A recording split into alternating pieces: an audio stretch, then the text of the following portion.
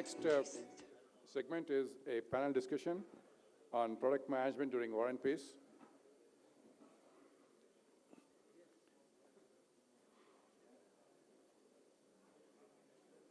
So I would like to first invite the moderator for the panel discussion, Bala Girisaballa. Bala is an entrepreneur, advisor, and a business leader with global experience. He has over 20 years of extensive experience in technology, product strategy, innovation and ecosystem, and business development. So he's right now the CEO of Microsoft Accelerator India. Prior to Microsoft, he was in Zoho, where he headed innovation practice, and he was also with Yahoo, Oracle, Infosys, Alta Engineering, and Asian Paints. Ladies and gentlemen, please welcome Bala Girisaballa.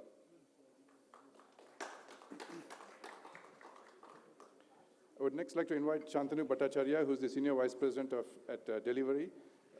Santanu is a seasoned mobile and social media executive with P&L sales, operations, product, and analytics experience across advertising and e-commerce ecosystems across India, emerging markets, and USA.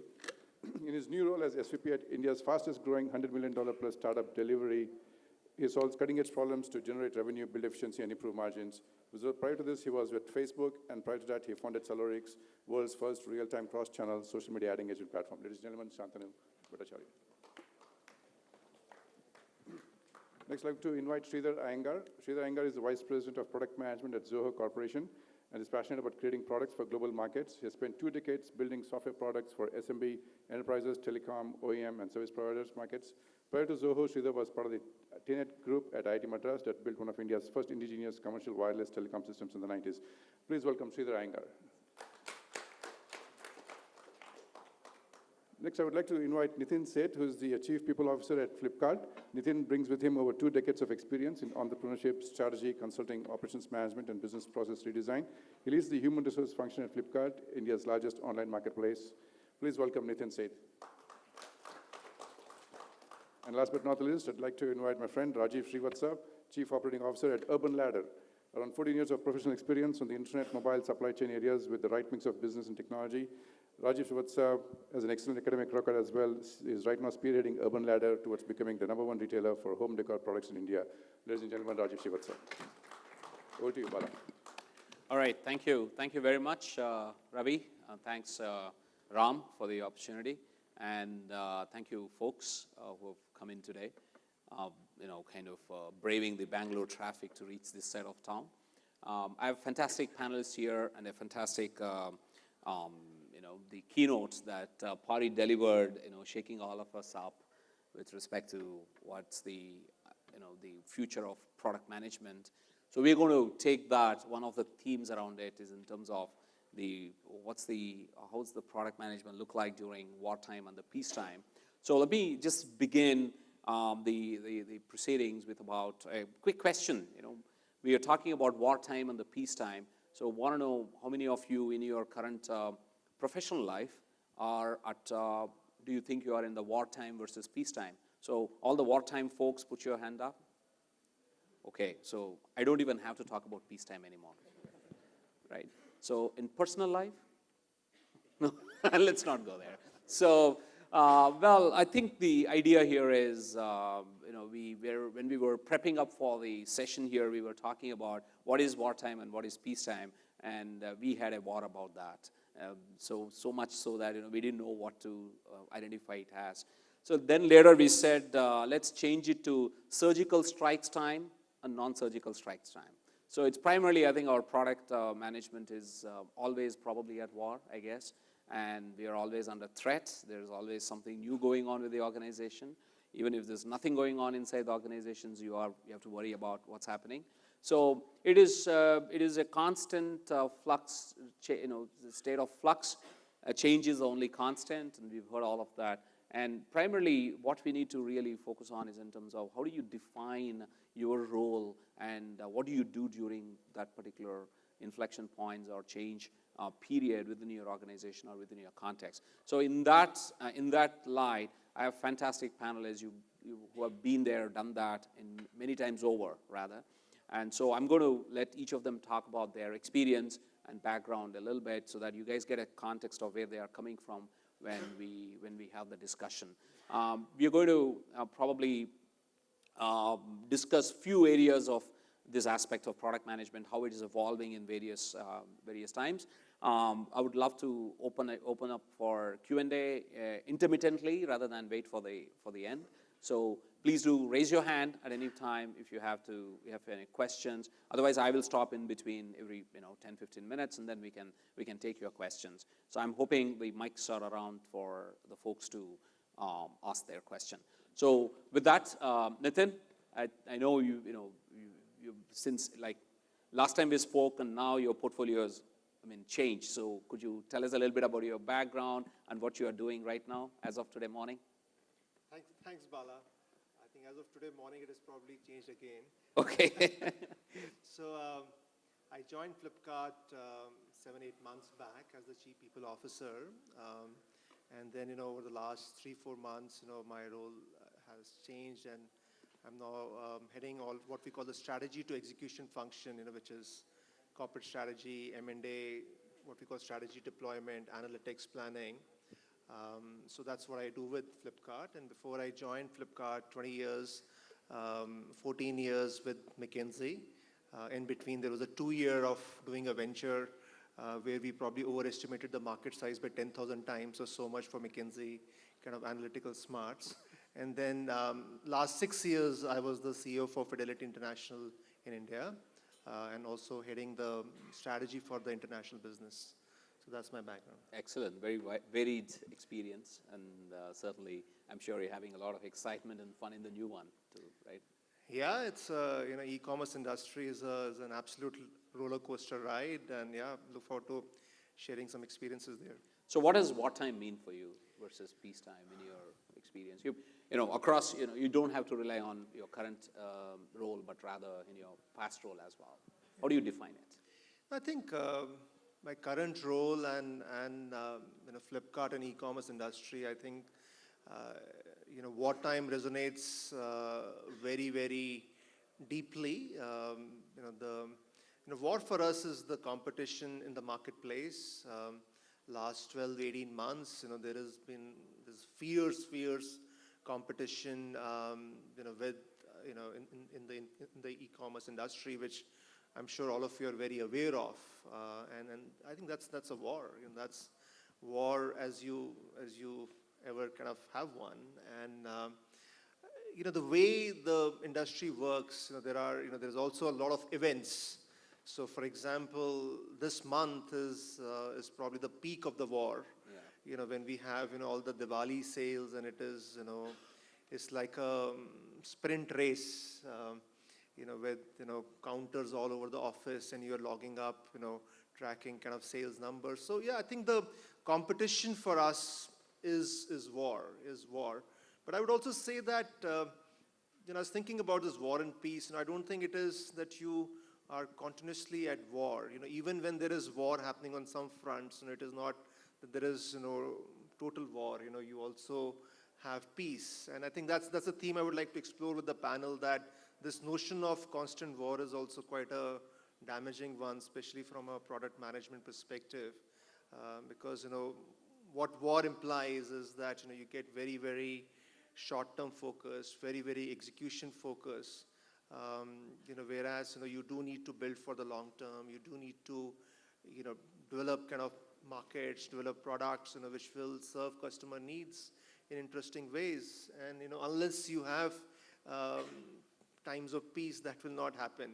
Right. So while this war is a reality and is what we face, but I think it's also quite damaging. We have to be very conscious about it, because if we get into this war-mongering mode, it can be quite fatal as well. Very interesting, because you're saying you have to plan for the peace times as well, otherwise you... And you have to carve out peace times, because if you don't carve out peace times, yep. And because this war thing gives you a big rush. Yeah. It's a big kind of energy rush. It's a passion rush, and you can get addicted to it. It's very necessary. You have to fight the wars. There is no getting away from it. But if that's all it is about, then you will not build for the long term. Okay, thank you, Nitin. Rajiv, so tell us about your experience. Your journey has been with Urban Ladder as well. it's been 4.5 years since we started Urban Ladder, and before that, of course, I've worked here with Ram and Ravi and Bala. It feels like it's like an ex-Yahoo meetup Yeah, it's here. an ex-Yahoo meet, sort of. So I was with Yahoo for 4 years, and before that, so largely always been in the digital side of things. Before Yahoo, I was with Cognizant for 4 years, and used to code in Infosys, stopped coding in 2004, big mistake of my life. In terms of, I think the big difference between, let's say, what I was doing in Yahoo and Urban Ladder is just, it's the number of challenges, and when you do your own thing is just far more. And the big parts of what I learned at Yahoo, I have tried to implement at Urban Ladder in terms of the user experience and product management. And Urban Ladder is known for a fantastic digital product and great physical product too. So we've been very focused on the product side of things on Urban Ladder, on all sides of things. We've also been focused on the experience design. Urban Ladder has one of the highest net promoter scores in the whole of the country for any business, and across the whole of the world for any business. We have a net promoter score of 0.85. And the best of brands have around 0.6 to 0.56. So I think a lot of what we've done at Urban Ladder is to make sure that we do the basics right. And to that extent, wore different hats in terms of everything from marketing to merchandising to user experience to customer service to off late really recruiting a senior management team. And I think that's sort of a big drag in terms of the time, but a very necessary drag. So I would say, that's what I do at Urban Ladder, and how the digital experience has helped in Urban Ladder is to make sure that the digital product is something that we can be proud of, because it's got one of the cleanest UIs. It's got one of the best apps out there on the catalog app, as well as what we have done on AR and VR and a bunch of other stuff. So a lot of that has helped not just as a product, but to drive business. A lot of our so far sales come from our AR app. A lot of the 35% of our sales come from an app. And you would think 2 years back when we launched a furniture app, who would buy furniture through an app on the mobile phone, right? So a lot of the work that's gone in the last 2 to 3 years has helped us. And our focus on digital, on service, on brand, on physical product has gotten us to where we are. Having said that, I think the challenge for the next 3-4 years, if you want to target an IPO and if you want to target profitability in the next 2 years, is to make sure that we work, we set up on this good work. We just pivoted to be a brand. So that essentially means that we are listing on Amazon, we are listing on Flipkart, we're going offline. So we are going the whole 360-degree hog. So that's a big push for us in the next few years. Very interesting. So you guys are like focusing on that. So tell me about it. You've been, you are a product manager. I was going to say you were a product manager, but you are. It looks like you've kind of done a lot of functions there. Looking back with the keynote earlier, where there's a lot of focus on the data, the artificial intelligence, and all that stuff. What is the mix between data orientation to intuition orientation? Has it changed, and if so, how? If I knew the answer to this, I would be in a far better shape. This is one of the biggest debates we always have, and if I go by data, we wouldn't have started an online furniture business, because when we started, there was zero. So there was an intuition, and I think as we go along, we just take a lot more decisions based on data. I think that fundamentally makes us take less risks. And to that extent, I would have preferred that we used intuition a lot more. And but this is one of the biggest debates that we keep having, and it's one of the trickiest ones, because just going back to that example. But we use a ton of data pretty much in every single thing, because if you bring out a decision, and we have a culture of decentralized decision making, and the only way that's going to work is if it's based on data. So we have a huge focus on data in terms of pretty much every decision we make, right from the metrics that translate to what each one's KPIs are. But at the same time, I would just personally prefer that we did a few more decisions based on intuition. Intuition, okay. Thank you. So we'll come back to that. I think this is going to be an emergent thought process with respect to how things are changing. So Santanu, I always wanted to tell you, introduce you with this line, which is to say that if you torture data enough, it will confess to anything. So to that extent, Shantanu's day job is to torture data, right? So, and he does a good job. You will see that he'll torture us too today. But with that, Shantanu, ex-Facebook, SolarX, and now with Delivery, doing fantastic work. I always follow his blogs, or I don't know what you call it. You could publish it as a paper too. So please introduce yourself and talk a little bit about your journey. Thank you, Bala, for the introduction, and thank you for giving me an opportunity, Ram, to speak here today. It's interesting. You said Delivery, and let me start with that. That's my current gig. Which is to torture data, right? Yes. The theme is the same theme, right? Waterboarding them. Exactly. Torturing the data, but the players change. So at Delivery, what we had done in the past year, I've been here for about a year plus, bit over a year. If you think of and Nitin, you know that, right?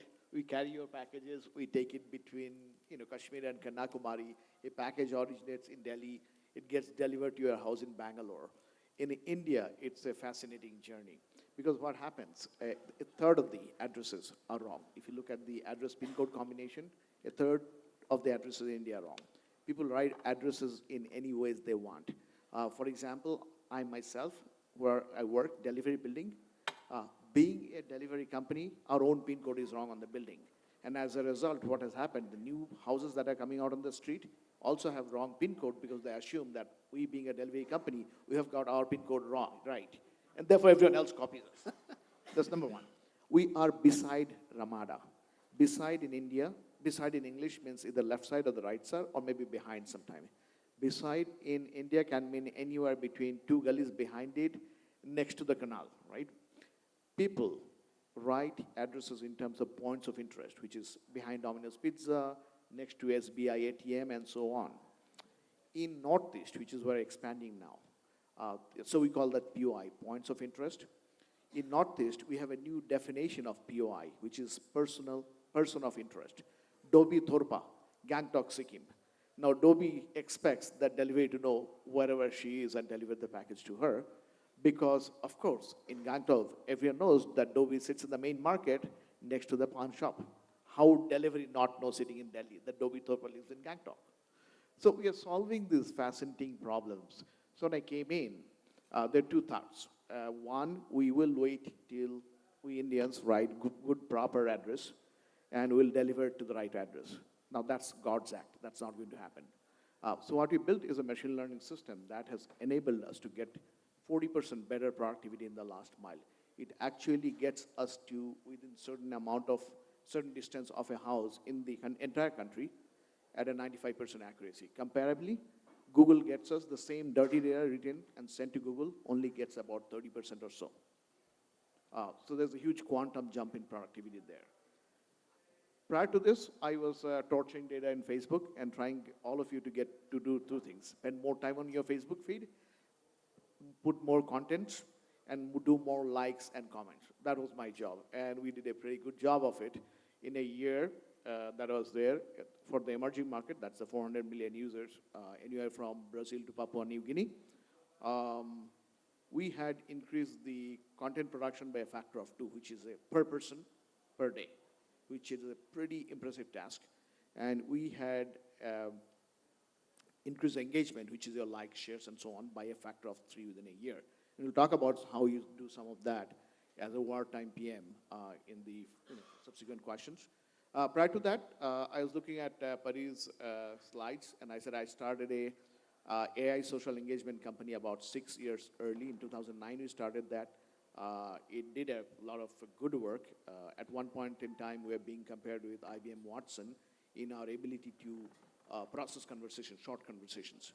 But it sort of fell through a spectacular or not so spectacular acquisition bid from Google, and that's all history. So it's been 10 years in the data, and I would say data, AI, analytics in that space, and how to use that to build awesome kick-ass products. Excellent. Thank you. Thanks, Shantanu. Sridhar, so you've been with Zoho from the day it began? 96, right? yes. Yeah, so could you just walk us through your journey and what you've Sure. So, I mean, I'm part of the product management team. I'm a product manager at Zoho. But product management kind of is different at different organizations. So here at Zoho, the product manager is also, he's in fact also the head of the product as in the product owner. So there are a lot more responsibility apart from the classical product management definition that one would come across. So what would they be? If you For could, example, so if you're give the an product example. owner, so for example, in terms of say heading the pre-sales or the marketing, I see. in terms of how the product adoption goes is part of your responsibility. So in addition to the usability, the product development also will report to you. So that's a little bit different from how, so that way you have more accountability and you basically empower the product manager to, get shit done. So, Okay. so when people talk about Zoho, typically our CRM or the business productivity applications come to mind. But what a lot of people don't know is, as a company, we came from a very different background. So Zoho started off as a software provider. We built software, network management software for telecom and networking equipment vendors. And that is very different from what you see today. So that period for us from 96 to 2000, 2001 was where we were doing only that. And around 2001, we were challenged. I mean, that's kind of the background I want to set here, which will lead us into the wartime discussion. So wartime for us, in fact, personally speaking, I think there are only two. I would classify this as wartime and not peacetime. It's basically preparing for wartime. Okay. So you're either fighting a war or you're preparing to fight the next war, right? So that's how I would define it.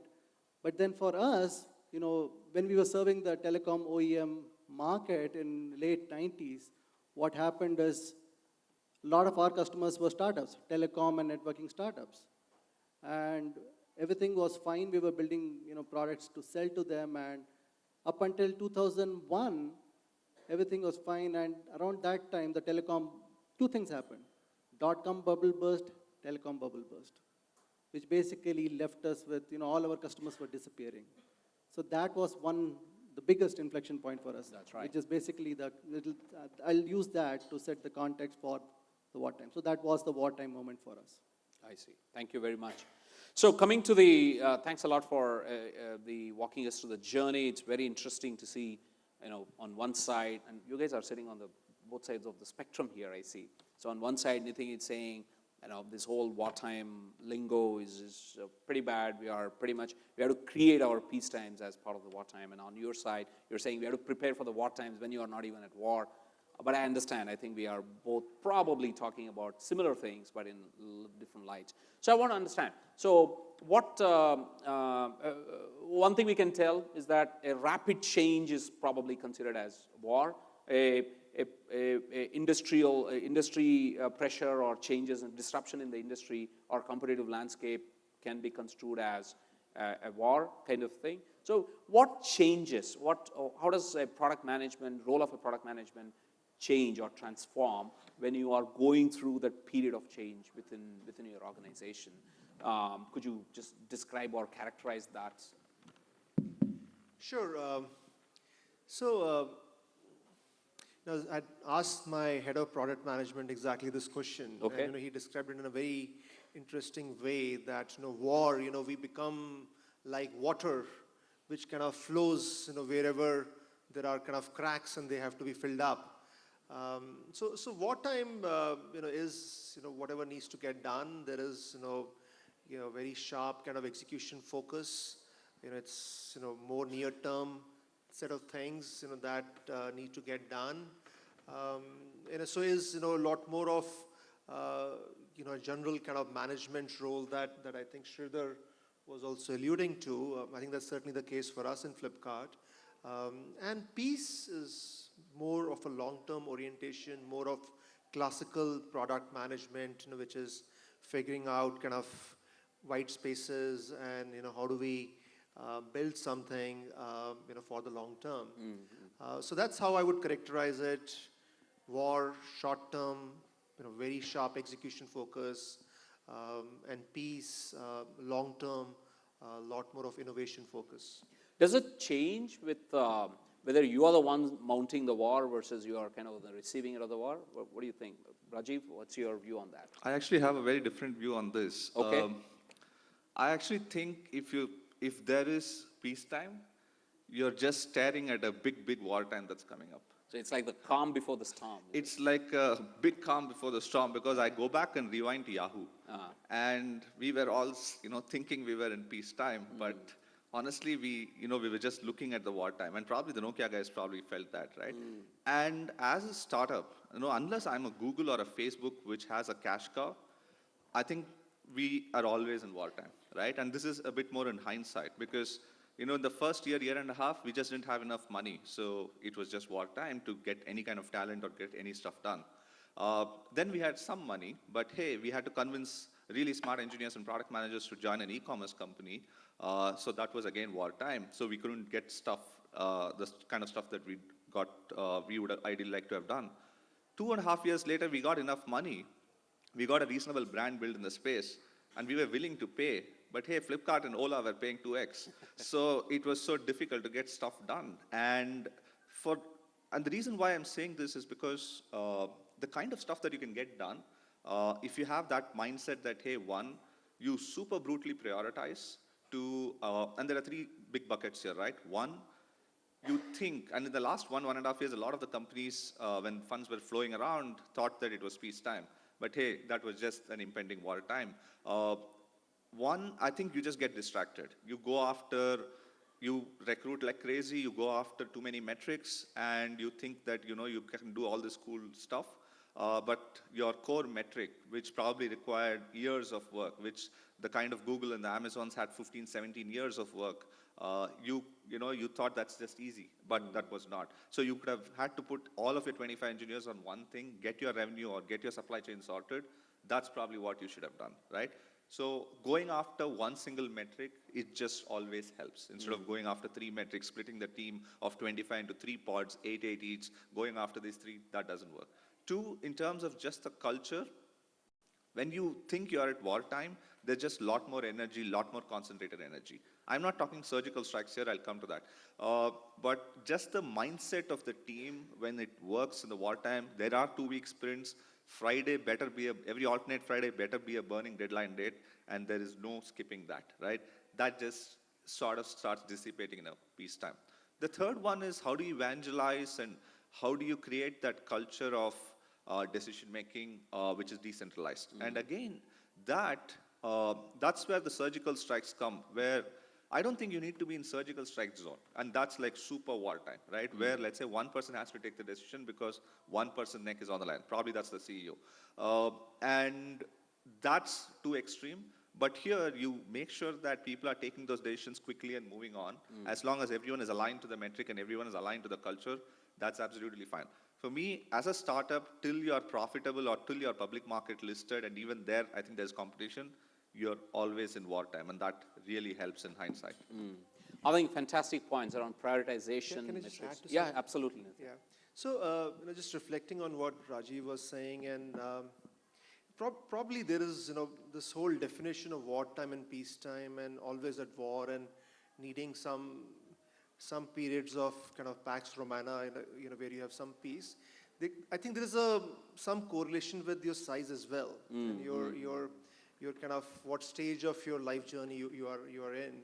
Because when I reflect on Flipkart, and I think our DNA still is very what Rajiv was describing, which is always at war and getting the organization galvanized and really focused. The big billion, the BBDs, those sale events and things like that, just galvanize the organization like nothing else. But you also kind of realize that when you're a 40,000 people organization, and then if you're always at war, it is a very huge drain.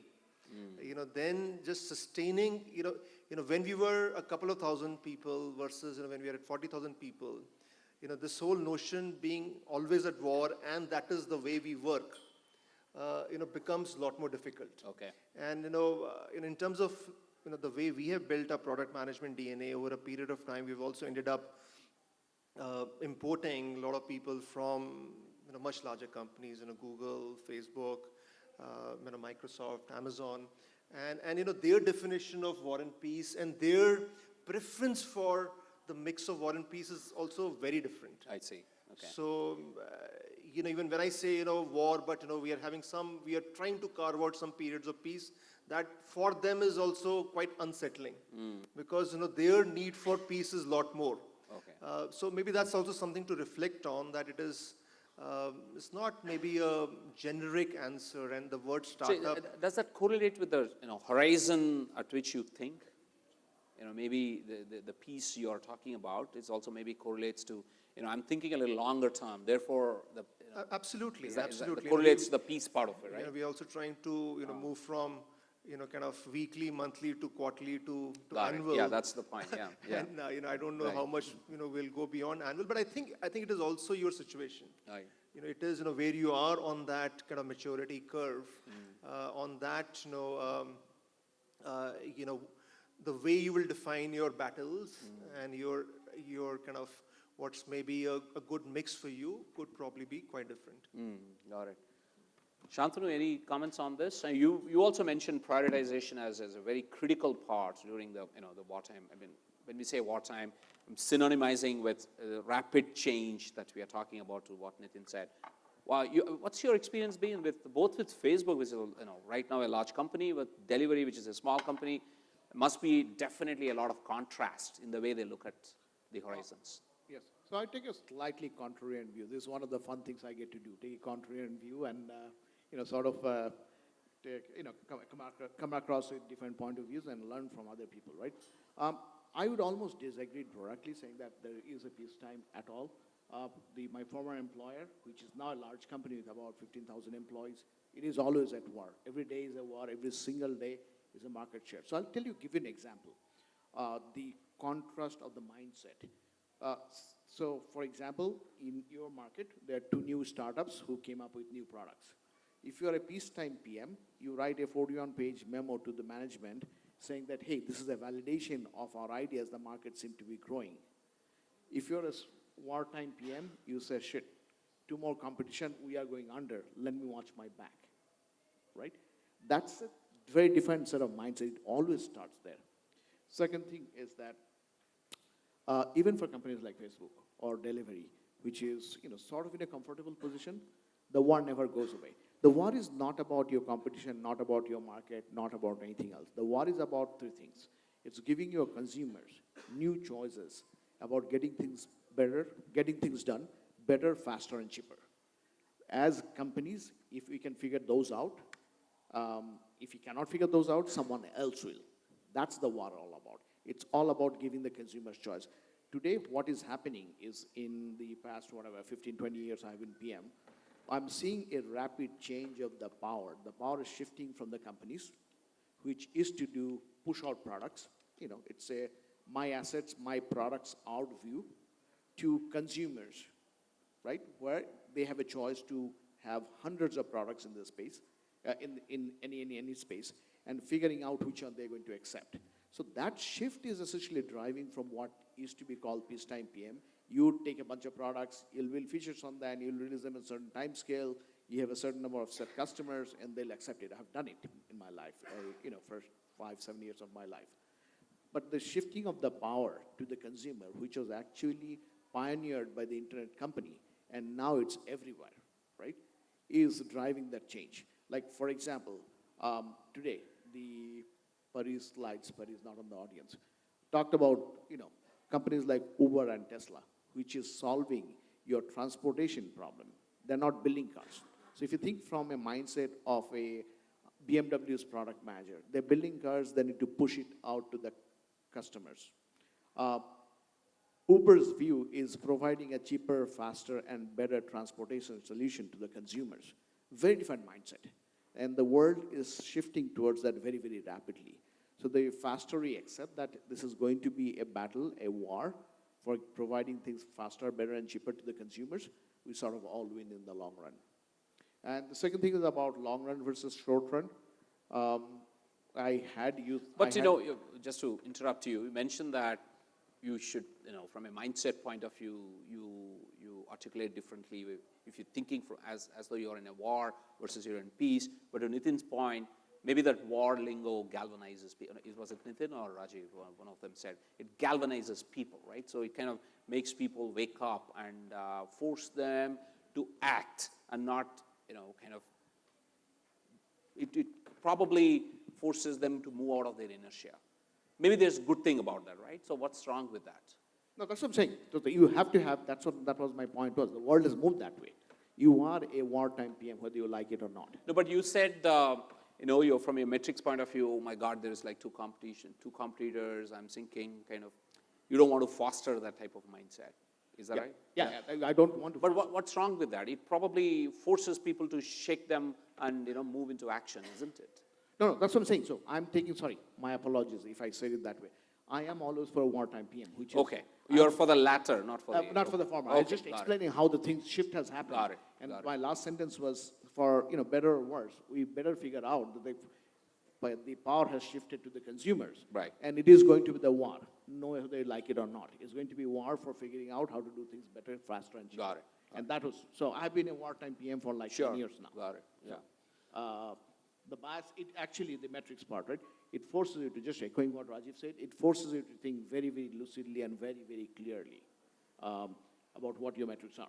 So it looks like, what I'm hearing is it's a mind game. You kind of put yourself and get out of the funk that you're in peacetime, because peacetime doesn't benefit anybody. Wartime kind of makes you super focused, except that you have to think in different horizon with respect to war, is what I think, we are kind of saying. Sridhar, in your experience, both in the, in the long process of like .com era to here, how does this whole notion of wartime, peacetime part of it work? Right. So, someone once said that sometimes you have to wage a war to ensure peace, right? So, and that's the same in business as well. So, in our own case, right? So, when we transitioned from, so here's the situation. So, we had most of our customers going out of business. We were profitable at that time. So, in front of us, we had this, then majority of the product revenues were from one single product, which had basically 200 people, 200 to 300 people on it. And this product was catering to the developers. And from there on, what we did is we took the technology, framework, learning, all that, applied it to a different market, which was enterprise IT.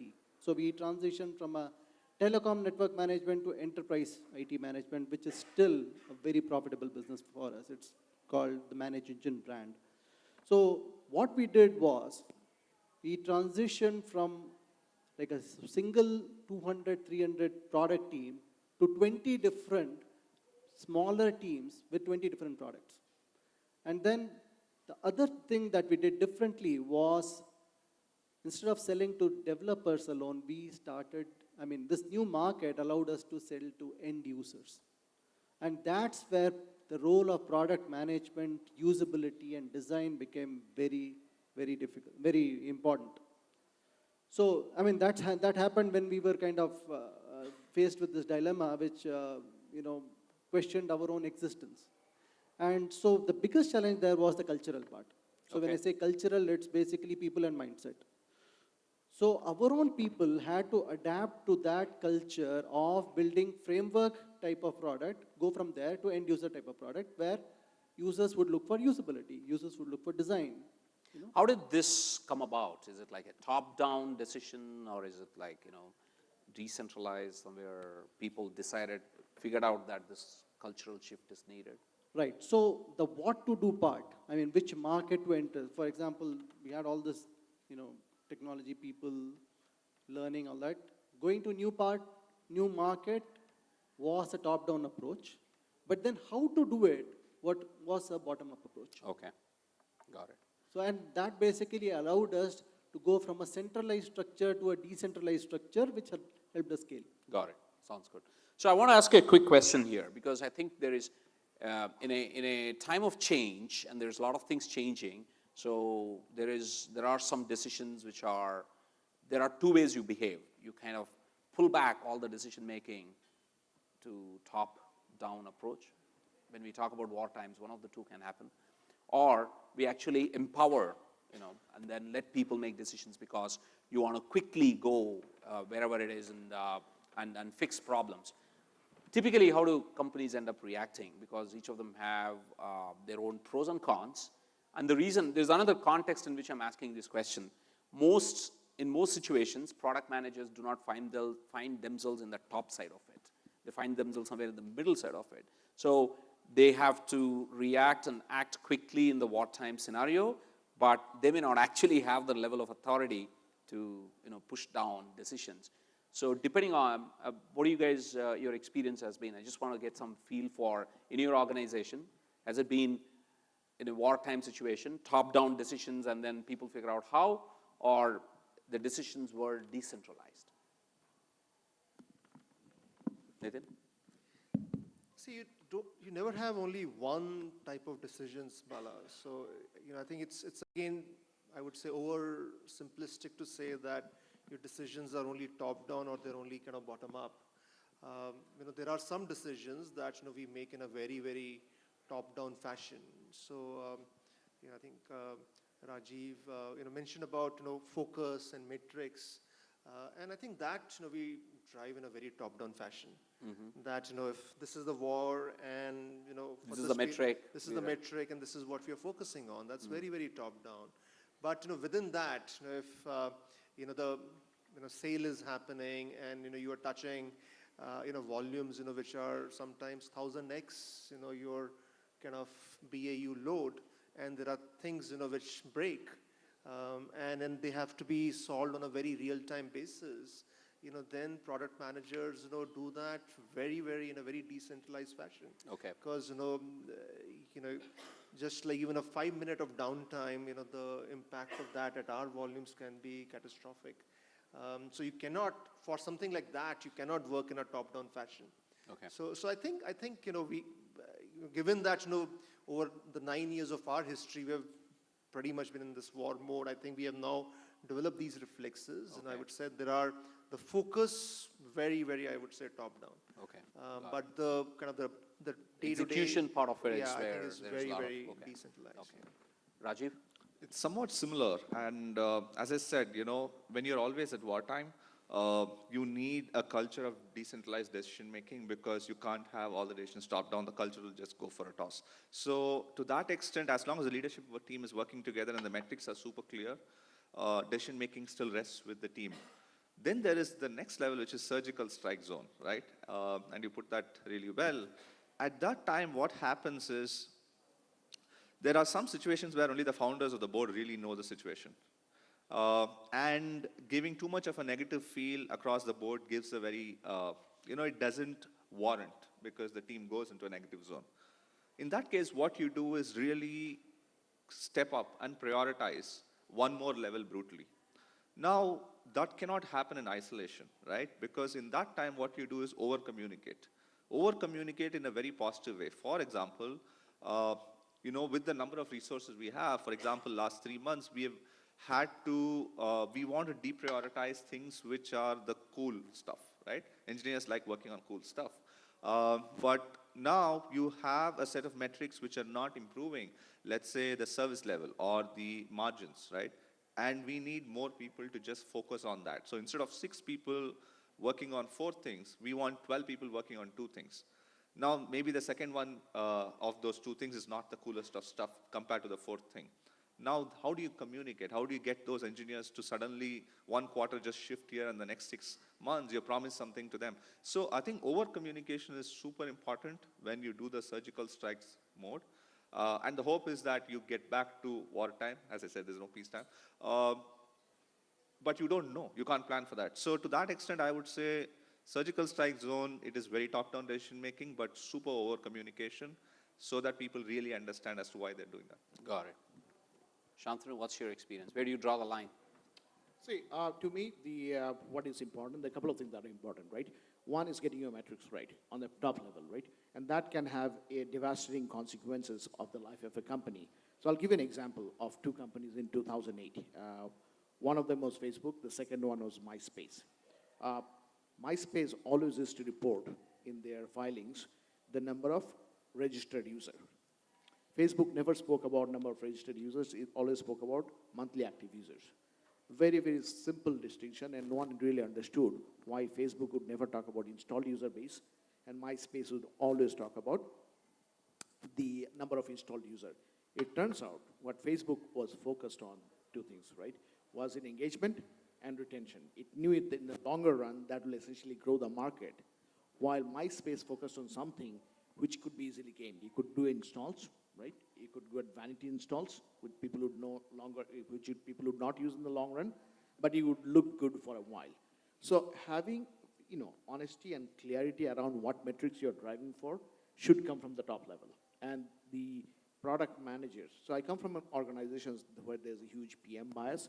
The product managers, they are at the top, actually at the table, deciding in the management and helping them understand why certain metrics are the ones that you should be driving for and what are the rationales behind it. Because you get that wrong, you have the entire company going in the wrong direction.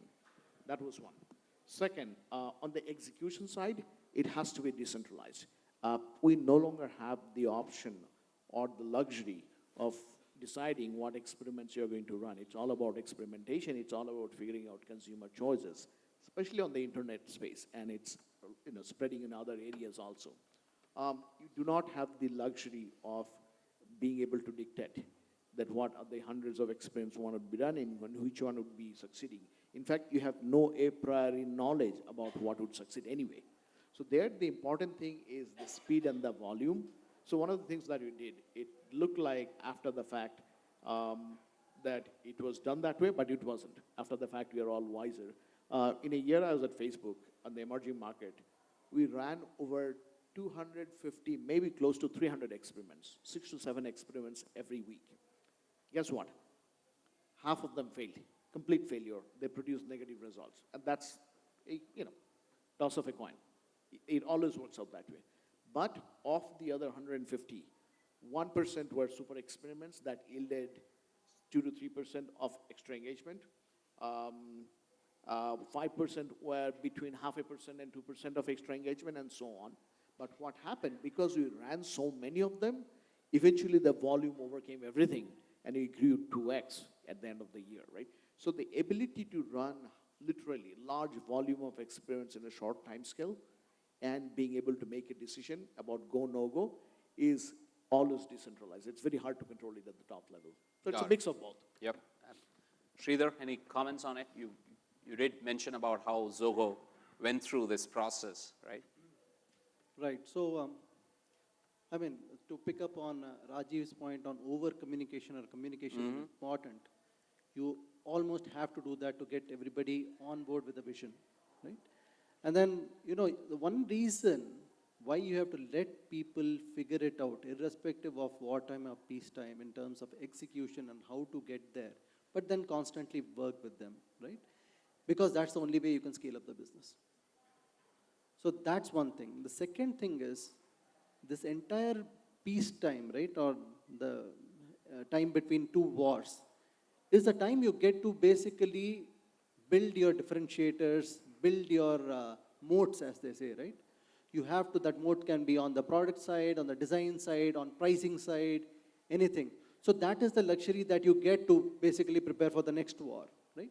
So in our own case, so when we got into enterprise IT management, so on one side, we had the set of teams focused on winning that market. On the other side, what we realized is the emergence of cloud could be a threat to this market. So if cloud computing picks up in a big way, this business could be threatened. And if we wanted to stay relevant for the next 10 or 20 years, you got to prepare for it. Yeah. Right. And that's the around, so 2004, 2005 time frame, we decided that cloud is going to come, no matter what. That came out as a very good and successful bet for Zoho, right? So it completely changed your So future. that was again a bet, and that was considered, you could kind of say that was peacetime for us. Peacetime, yeah. Because that change was not thrust upon us at that time. That on, yeah. So it's always easy to deal with the change when it's not thrust upon you, when you have the luxury to choose to disrupt a market. Got it. So incidentally, other companies like Google and Microsoft also chose that, but then that gave us the time to, build up that take business. on. Very, very interesting. I'm going to pause here, see if you have any questions, comments before we move. Yes. Second, just one sentence. And today's peacetime topics have a knack of becoming tomorrow's wartime stories. It was YouTube versus Facebook videos. Right. On more recently, Indus Water Treaty, peacetime success, now we are talking about war Yeah, over it. no, yeah, So absolutely. Good point. It changes very, very rapidly. Change. And you have I no- really like the way Sridhar put it. Peace time equals the time between two wars. So, any questions, comments, and then we'll move on to the next exciting topic about do we need product managers? So, okay. Yeah, this question is from Kunal. I'm Kunal. I'm the founder of an edtech startup. This question is for Mr. Shantanu. It's more of based on how you deal with data, because since you have said that you are facing a lot of problems in addresses and all.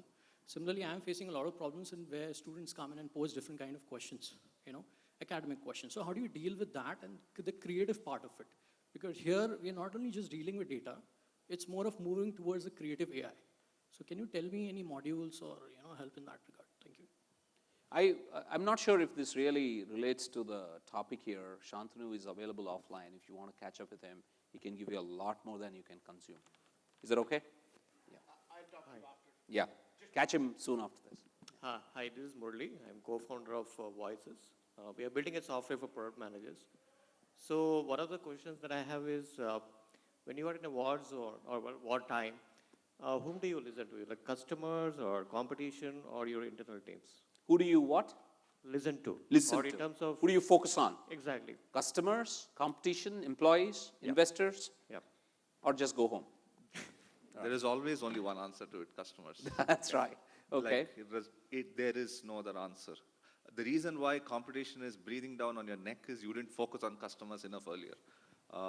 I don't think there is any other answer to this particular question, ever, like ever.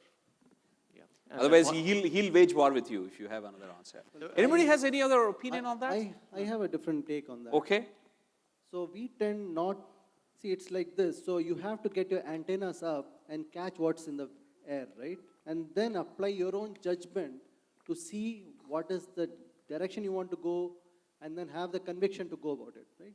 So which means that sometimes we've ignored what customers said, specific customers said, in favor of the larger market. So we look at markets instead of customers, then you're kind of not dependent on one or two customers who basically on which your business is dependent on.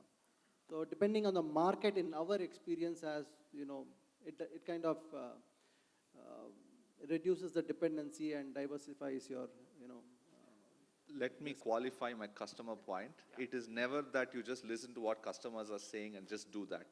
My first point about intuition on where the market is going is again customers. It's again not about competition. So if you can't make that bet, then also you're going to fail. So, the way they thought about cloud is a great example, right?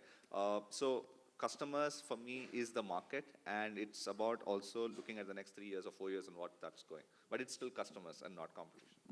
Got it. I'll add one practical point to it. Our customers, markets and everything are different filters. What Sridhar just said is a great point. You should be keeping your antennas up and listening to everyone. I can tell you who not to listen to. Your investors have zero idea about your business, so please don't listen to them. Okay. There have been way too many companies, startups in the world that have been destroyed by their investors' great ideas. Really don't listen to them. Just one advice from an entrepreneur. That's very valuable. Just one small follow-up. Take their money, though. A small follow-up there. Typically in a lean product management that we follow, right? And we pivot. So what's the usual, from your experience, is it a good time to pivot during wartime or peacetime? Pivots, good time, whether it's wartime pivots or peacetime pivots. But by the way, yours was a peacetime pivot, Or right? actually the Zoho.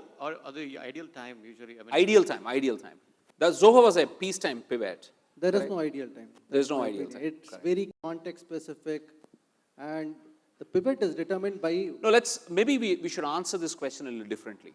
Okay. Look at all the pivots you guys have gone through in your experience and see what characterized that pivot. Is that a wartime pivot or a peacetime? I'm guessing wartime pivots are forced upon by the market, and peacetime pivots are you force it. So as you're seeing where the market is shifting. But I want to you guys talk about it. Yeah, Couple of actually, examples. where is more probability of success? Not so sure if that's a. You have any Don't know any yet. comments? Don't know yet. Yeah, still in work in progress. right? Well, there's another thing, right? It also depends on the type of company you run. So if you're looking at, for example, if you're a company who's going to exit in 2 years, and you see the next impending war in, say, 5 to 7 years, then, it's irrelevant. Yes, correct. I War mean, after so you're that's done. a war you're not even going to fight. Yeah, makes sense. Okay, so should we move on to whether we all have jobs or not? Okay. I have a question. Hi, my name is Vinod, and my question is to Sridhar. So you said like in 2001, you shifted your focus to enterprise IT solution, and in 2004, you looked at cloud computing as a threat. And what do you see today as a threat or as a war? I guess you'll know in a few years. Sorry? We've still got our antennas up. Okay. So that's Still the figuring short it answer. out. Okay. What do you guys see? I mean, that's a good question. Maybe we should ask others too. What do you guys see as as the next threat? I would not, so I'll take this one. I would Okay, not call we'll it a walk threat. from that side then. Yeah. Yeah. I would not call it a threat, but what will change the world very, very rapidly is what Pari's talk was all about. It's all about it's going to be all about AI. If you do not understand how AI is going to change your world, you will be surprised by someone else who will use it in your industry and build a product that's, that will just leave you in the dust. So you need To some extent, I think the right way of looking at AI is it's foundational. It's not like an industry-specific phenomenon, right? It's like it's your internet, like the way it's internet it was like is. internet on the cloud. So That's right, That's one thing. You need to understand it. Very you true, need to very understand true. the details of it, how it's going to impact your industry, it. and how people will be thinking about it. Got it. And every industry will be impacted. Rajiv? It doesn't matter. For me, it's VR. VR. Next 7 years, I think it'll be where mobile phones are today. It's going to disrupt every single industry from education, travel, pretty much every industry. You can just sit at home and do stuff. Retail, for sure. Experiences, sports, like every single industry. It's going to be probably bigger than mobile phones today. Wow. Nitin? Probably a slightly different take. I was just reflecting on Rajiv's comment about, it always has to be about the customer, war and peace. I think that's absolutely the right kind of way of thinking about it, but I'm not sure if that's what happens. I think maybe it goes to definition of a war. Maybe we are defining wars differently. At least my experience, my view is that, when it's a war, you actually tend to forget the customer.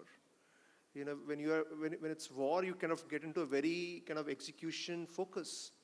And I think, one of the challenges for, at least the Indian e-commerce industry, as I see it, is that we are all so war obsessed that, we are actually fighting for a defined and a relatively small pie of the overall market as opposed to growing the market.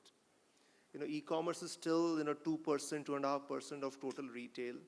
And, we are largely our propositions and, what we're focused on is the SEC A1, which is 5 million of 400 million urban customers. That is where largely, the war is happening. And because, we are all in such a war,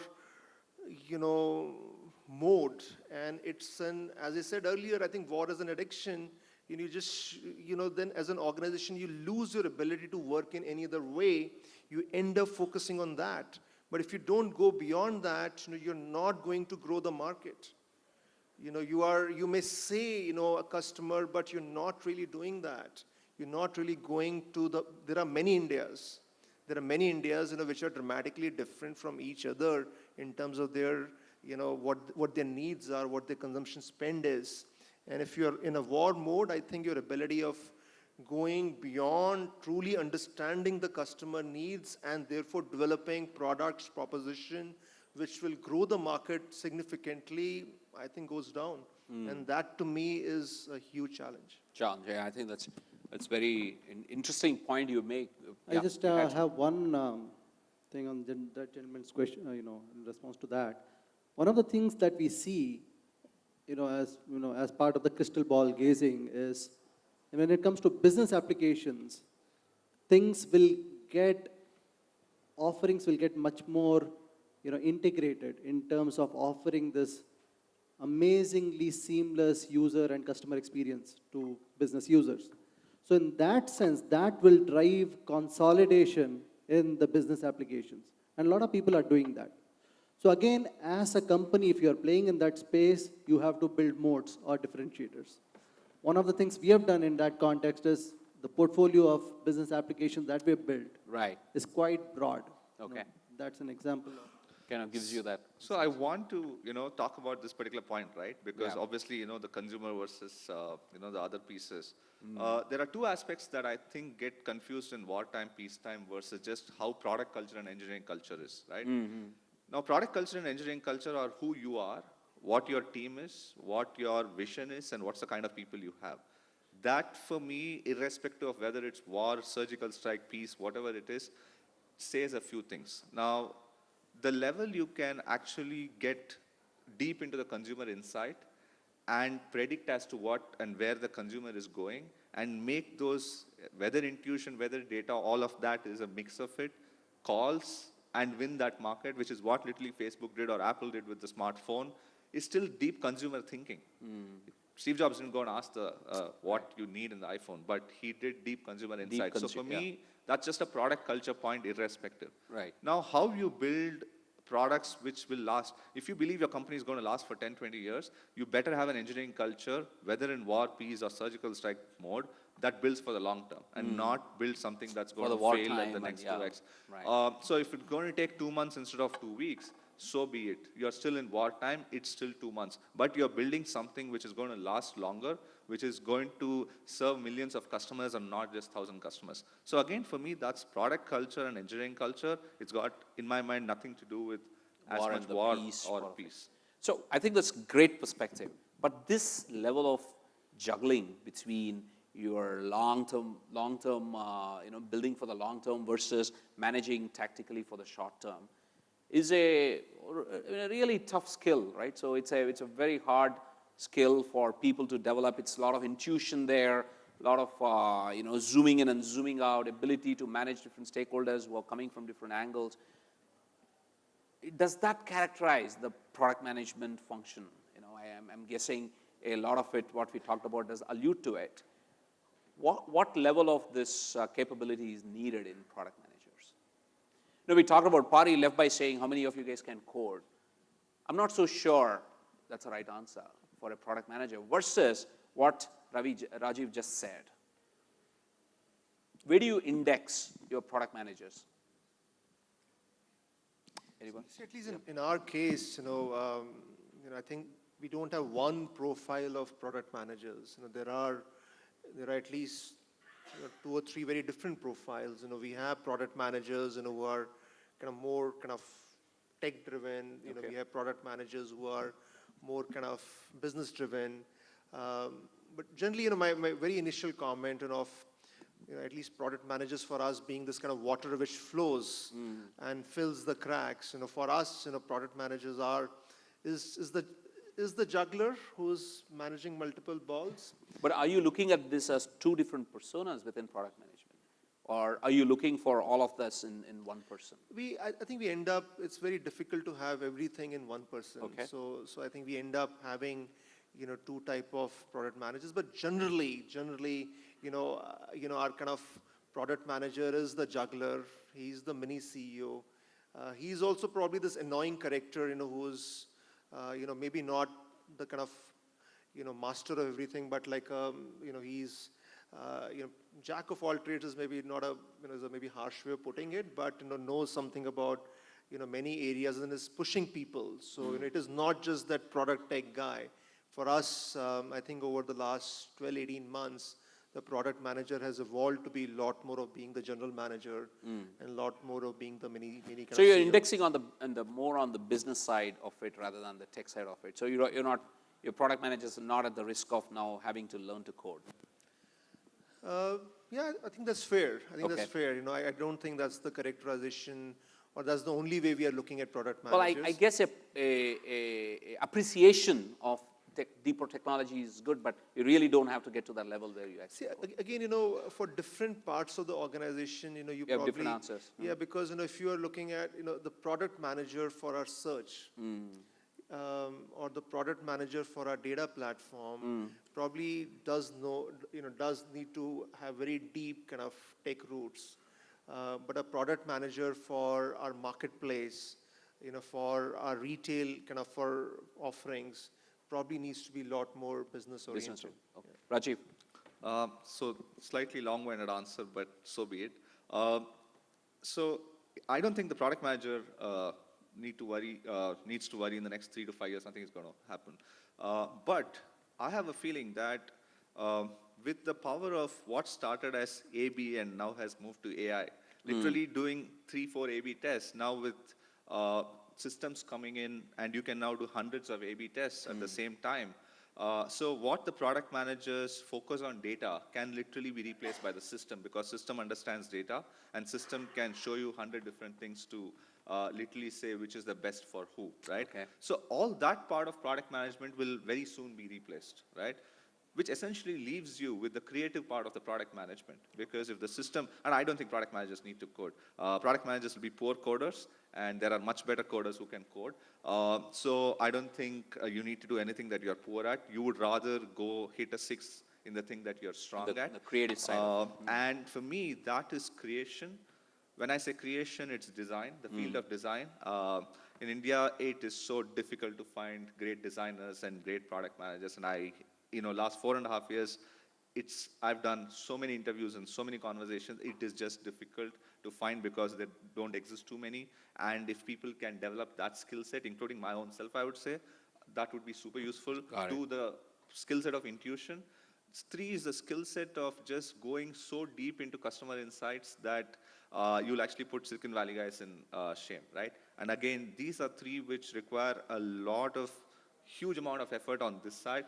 To that extent, I would just say there are enough people who can do the data part of it and all of that stuff. This is the skill set that's completely missing. So you said 3, right? One is design, one is customer design, insights, one is intuition, one is just intuition and super deep customer insights. Got it. I'll take a slightly different perspective on this. Again, it will be a slightly longly winded answer. So what we are talking about is a couple of things, right? Well, you can give me a long answer, because my next question was, why do we need product managers? But looks like none of us are going in that direction. At least Rajiv has confirmed that in the next 3 years, job security, at least in some form, exists. So you can take the time. Yeah. All right. So the question is that we are talking about focus. We are talking about metrics and all. So focus. Let me ask the question. Given how rapidly the industries are changing and everything is going towards the consumers, right? What is the job of the product manager? Can I just ask the audience that question? If you have to just say the product manager has one job, one metric, what is it? You're asking? I'm asking, but I'll give you the answer. In So, my opinion, the product manager is the father of the product. Just like father in the family, your job is to help the kids grow. If the kids don't grow, you have zero value in the family. You better not be the father, right? So what is rapidly becoming today is product managers are becoming growth managers. That's something that's... becoming what? Growth managers. Growth managers. So it got started by Facebook. Chamath was sort of the father of that 6, 7 years back started. And if you look at every successful company that you can name, Tesla, Uber, Airbnb, they're actually, the product managers are not becoming obsolete, but they are becoming, they're getting replaced, or they're transforming into growth managers, which is to say that, look, now that all the toolkits for handling the data that's available to you, there used to be data managers in this company 5 years back, but now what Rajiv said, all the toolkits are becoming quickly available to run hundreds of A/B tests, right? And that sort of getting automated. What do you do? What's your job? Your job is one.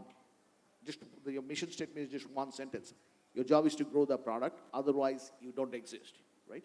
And there, the question of how you do it, combining your intuition, your design ideas, your ability to understand the market, all of that comes into picture. But at the end of the day, if you're going to be measured by one metrics, that's growth. Otherwise, it should not exist. I have 2 points here. First point, very small point, sorry. The feminist in me wants me to call that the mother and not the father. The second point is, I think we as product managers, and I'm a product manager for a long time, before I put on this hat, doing a wider role, we all think that we are this thing of the product and we are the owner of this and that. And, honestly, I think it's a bit too much of a horn on the head thing in my mind, because if you really want to build great products, you will get ideas from every single place. You better have your skill set on those 3 things to take calls. You are an evangelizer. If you want to build great products, you might as well take that one idea from that engineer to make sure that person is motivated, but at the same time build something fantastic. And, I've been, part and parcel of that whole, hallucination that, we are the thing for the product. I think it's just a whole load of too much in our mind. For me, if we can focus on those creative skill sets, which are just lacking in this market, absolutely brutal, honest truth, we would do far better job of creating much better products than what Silicon Valley does, but I think we are far from it. I think Can I just add to it? a rejoinder. I cannot feel like I'm sitting between Trump and... No, but that's good. That's good for our, rating, right, Ram? Really, yeah, Rob is getting the best rating. I'll tell you, I told you half the sentence. Yes. The whole sentence is the product manager is the father and the engineering manager is the mother of the product. Oh, She's the one you missed that part. builds the crap out of the kids, the engineers. So the father provides the growth thingy, right? He's got a role for the mother there, right? And hold on a second. The growth thingy, he provides the impetus, the ideas, and all that stuff. It's the mother who gets to do the job. Look at that. I mean, this is fantastic. It's like one... The feminist in me still completely. So this is one big Vasudeva Kutumbam, right? So it's like, by the way, the politically correct in me tells that we should characterize that parent. So, but good. I think that's good fun. I do see the family part of it there. Sridhar. So Bala, I'm not going to put you on the spot by asking who Trump is here. But anyway, so I don't think that product management role is going away anytime soon. So if you look at it, the way things are evolving, you need to build products that people can use, right? That's essential, the job of a product manager. But also being the glue between all those different functions and teams to, ship the product and kind of make sure it all comes together. So that glue piece, importance of that cannot be understated. Second thing is, when we hire, or when, our opinion, when you hire, you basically hire with skill set that allows the product management to do their job. Means excellent design, or eye for where the market is heading and things like that.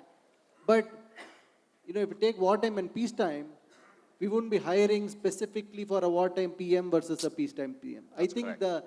in that sense, your product managers have to be adaptable to kind of fit into any kind of a scenario, be it wartime or peacetime. Well, I mean, that's true, and it's quite complex, like what Rajiv said. This is a very complex skill set. So one takeaway that we can all let out a big breather. Our jobs seem to be reasonably secure, and we don't have to code. So to that extent, I still don't know why you want all this data from him. We need to focus more on the business and the creative and the intuition side of it. I think all of them resonated that aspect of it. So my next question is, if you were to redo the job description of your product manager in your company, what would you be looking for? Nitin?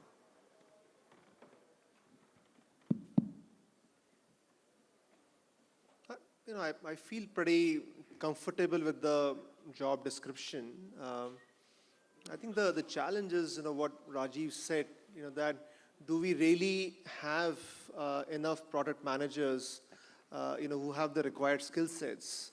Because, being able to understand the consumer deeply and then translate that into a product vision is a very tough thing. That calls for, a certain level of consumer intimacy, that calls for strategy, that calls for also tech understanding. And I think that to me is the bigger challenge. I don't think the challenge is per se the role of the product manager. Do you find enough? I mean, do you have? I think it's a very difficult one. In a company of 40,000 people, the 150 product managers are our most precious and difficult kind of skill set. Okay.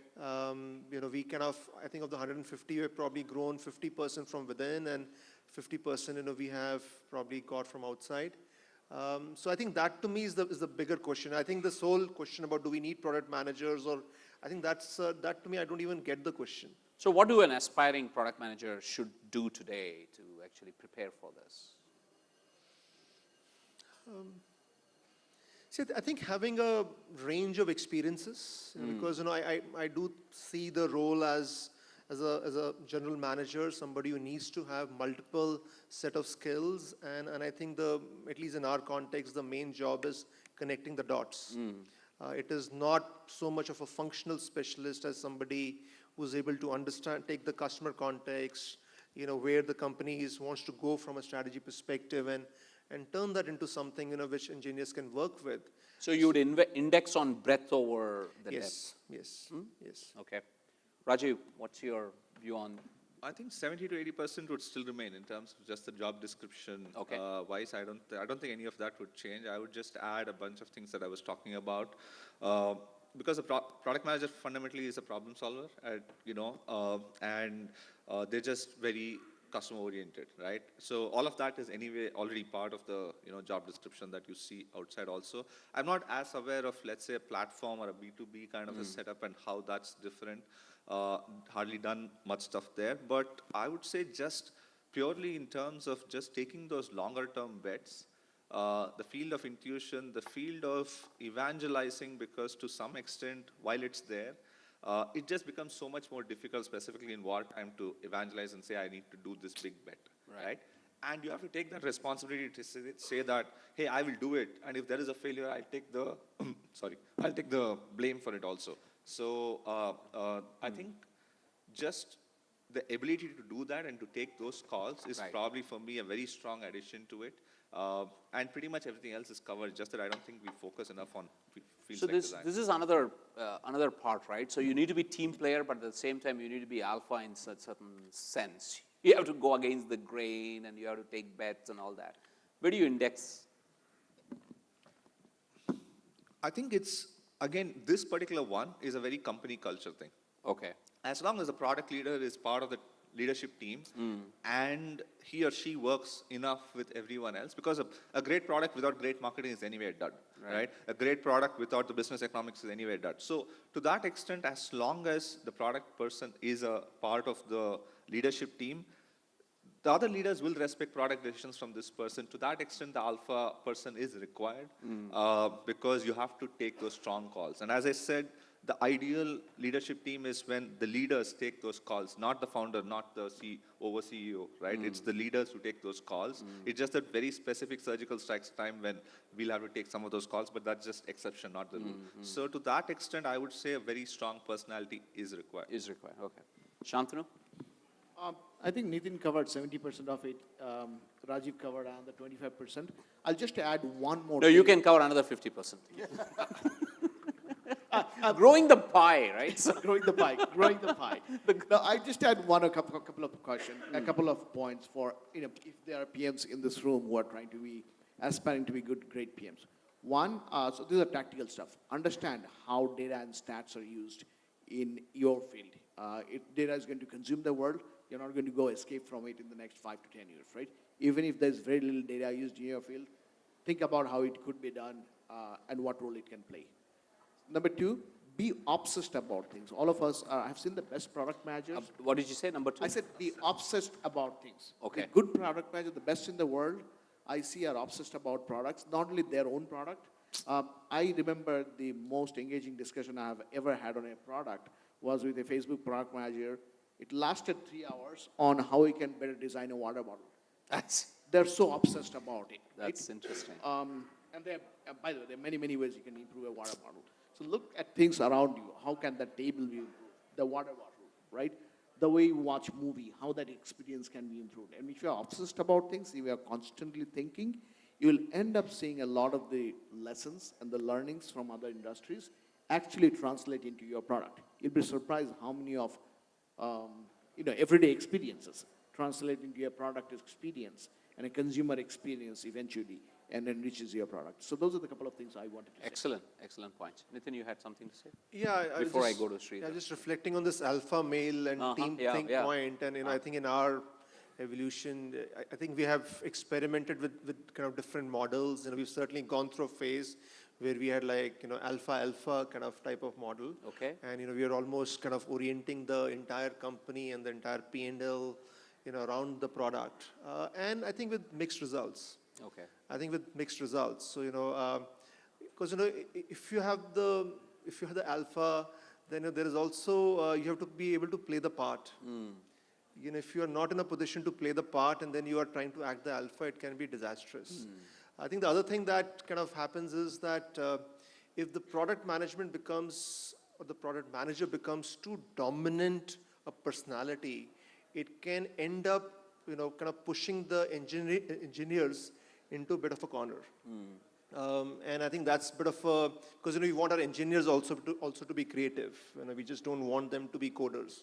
Yeah, so I think we certainly saw that playing out. Okay. That over positioning product, also we saw had some negative consequences. Got it. And so what I agree with is that given that the product manager is the person in the middle, his or her ability to drive decisions has to be very strong. But at least what we are finding is that the need for kind of teaming and collaboration is very, very high. Without that, you may end up creating a lot of conflict. Got it. Can I take just one sidebar to it? It actually ends up defining the company's culture. If you look at the buckets, right, there are 3 types of companies that I can roughly say at least in the valley, right? The product-driven companies. Example is Facebook, Uber, and Airbnb. There are engineering-driven companies that are great. Google and Tesla, right? Great engineering companies. The engineers drive the culture, product managers don't. And then there are design-driven companies like Apple. So you got to pick your, pick and choose your model. It eventually gravitates towards one of the models. What it does is that eventually it makes very clear what the decision points lie. In Google, product managers don't necessarily drive the engineers drive the experimentation, the engineers drive the first beta, first alpha, and so on. And eventually product managers take over and figuring out the finesses of it. In Facebook, it's the product managers that drive every decision, and engineers, help them essentially conquer the market. In Apple, I have heard, until the reflectance from the edge of the surface is decided by the designers, you don't get to build either the engineering or the products behind it. So it depends on what type of culture you are. Okay, makes sense. Sridhar? Well, apart from all the other things that have already been said, the other 2 things that I would like to, add to a product manager's, description is, one is no size fits all, right? So every product manager has a different personality. But the key thing is they are what we would call an obstacle remover. Okay.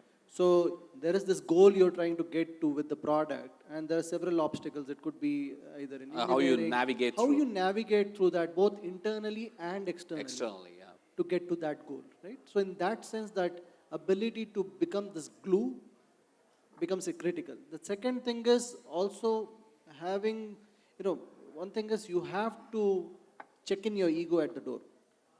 And the product is above everything. So if the person is able to do that while having his convictions or her convictions on why this decision should be done this way, that way, also listening to others, but then using others, as an input, as well as using all the technology that is available to help take that decision is what, we look for. Excellent, excellent. Thank you very much. I'll open it up for a couple of questions that I think we are at exactly at the time where we need to close it. Any questions, comments here, folks?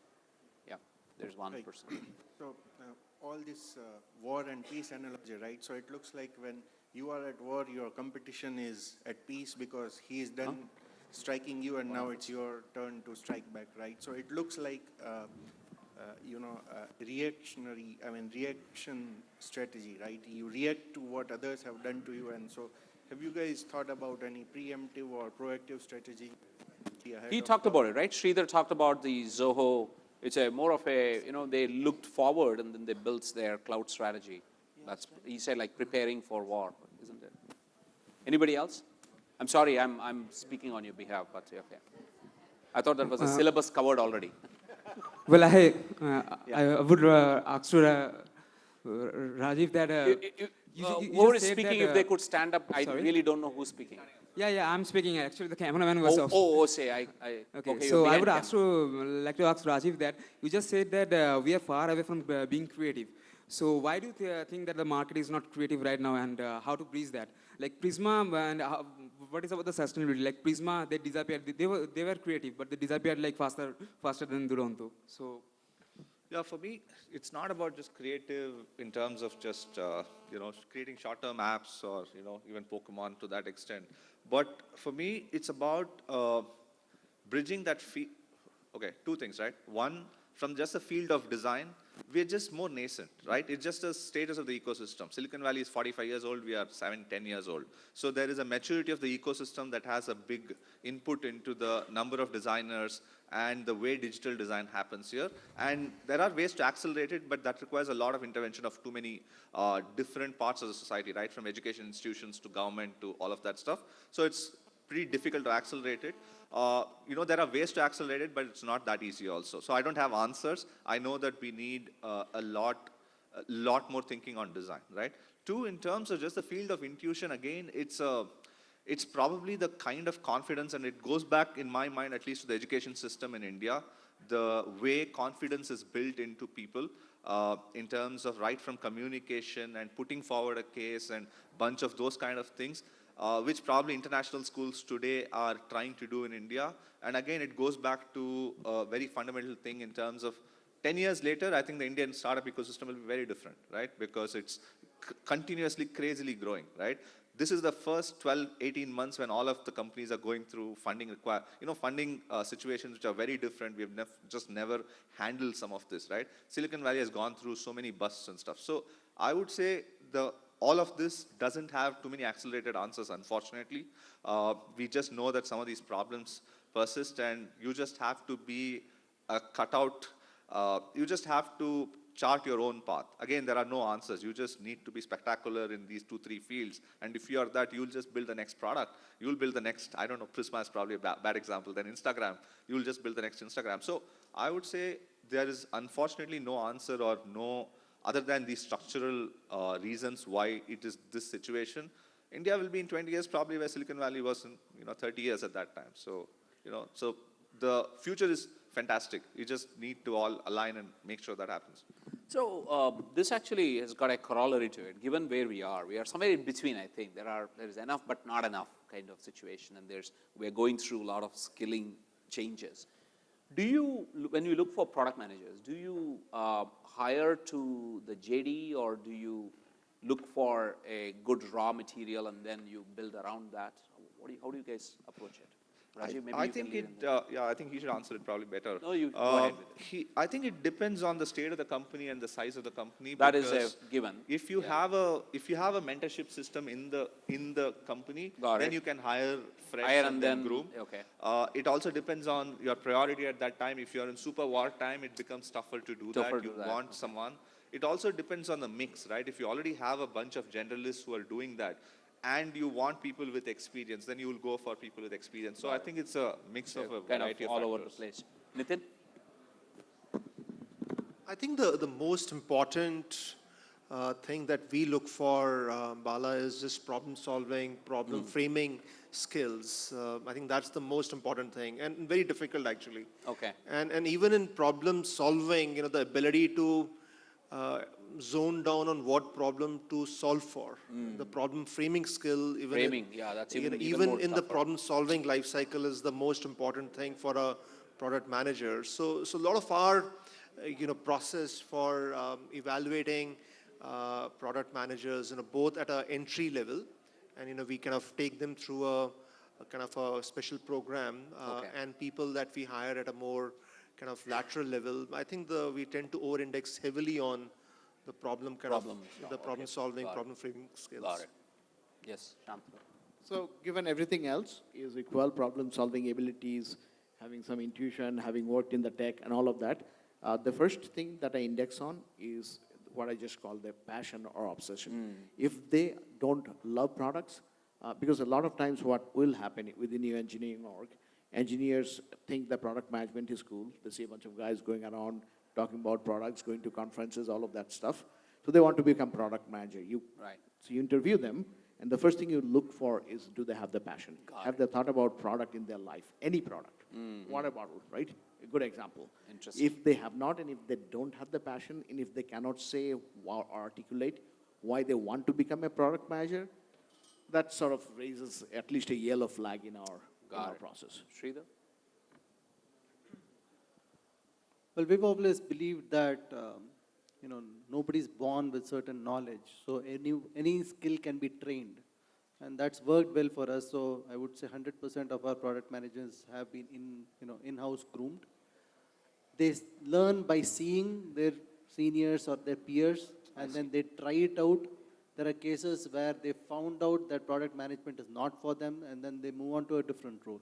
Got it. But the basic ingredient is pretty much the same. So if you look at our own transition from OEM telecom to enterprise IT to cloud computing, these are the same set of people who built product for these 3 different types of industries.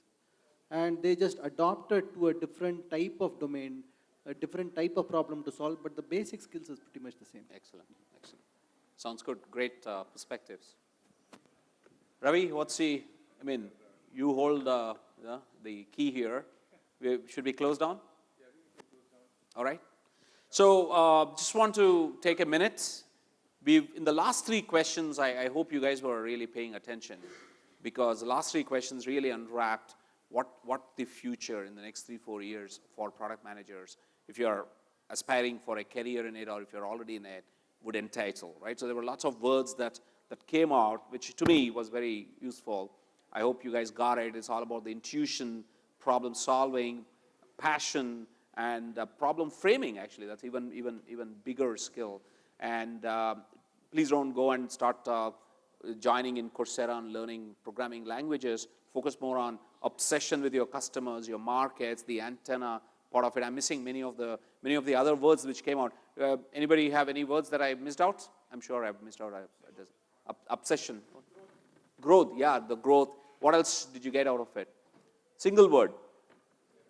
Don't give long answers like the way these guys gave. Huh? Sorry? No. Whoa. I don't want to go there. We settle for parent. Yeah, parent, yes. What else did we get? Team player versus, it's a fine balance between the team player versus, alpha.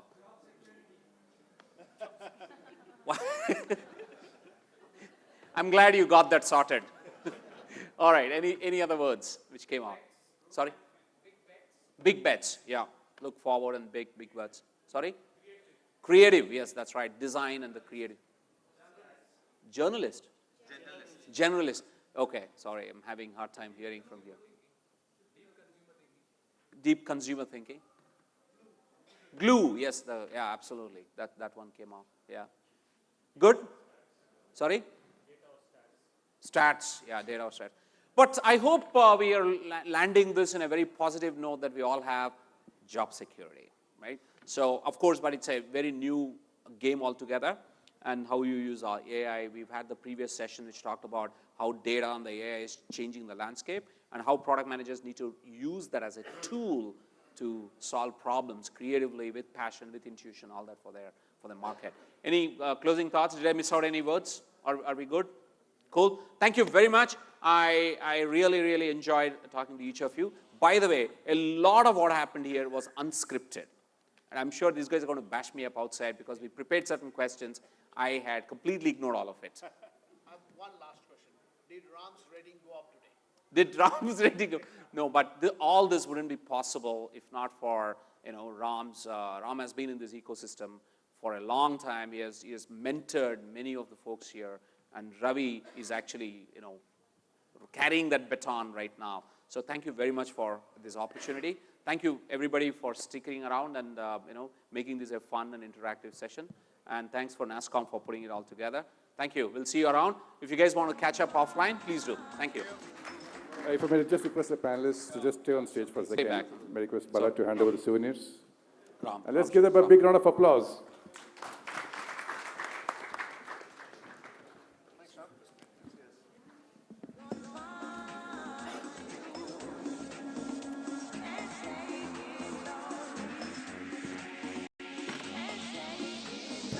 Let's reconvene at 11:45, please. Thank you.